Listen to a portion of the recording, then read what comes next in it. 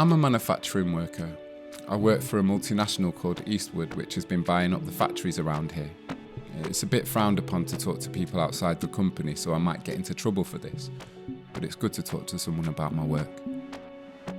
In order to keep the workforce as productive as possible, we all wear a few body sensors that read how much we're concentrating, how physically active we are, our general level of fitness.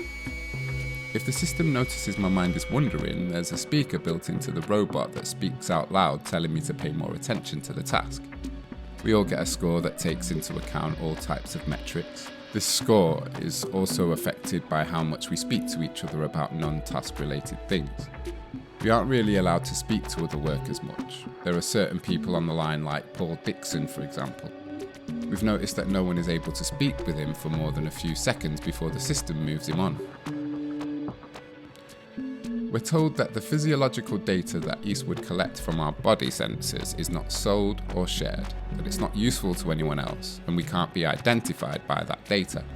I noticed in the shop yesterday when I was buying a bottle of wine for the family meal that a message flashed up that I would have to watch an unskippable drink-aware max production video on the company fitness app if I continue. I just click OK. We have a new process the robot and I are having trouble collaborating on. I think it learned with someone much smaller than me. Basically, it's trying to weld before I put a certain component in, which makes it really awkward to reach. It ends up taking more time and it's killing my score. We not only compete against each other in the factory, but against all the other operators doing the same job as me across the world. You know, I developed a technique that shaved minutes off my unit production. The next week I saw that it was implemented as standard practice across the company. I didn't get any credit for it.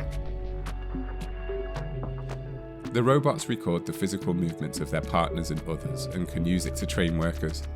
It's able to tell them if they're going too slow and give hints as to the most efficient movements. It's the worst trying to break in a new robot.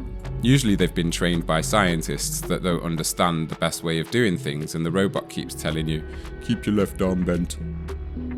Since there's no real possibility of my older colleagues reskilling, a lot of them are freelancing in Greenland. And the ones that stayed, they're on a basic income. All they can afford are the basic lines made by the budget robots. I had to take my daughter to the hospital for tests, but was denied the time off, so I snipped out a half hour of my best data and fed the movements on repeat into one of the robots in the back. Took the sensors off me and put them on the robot. The system thought I was working.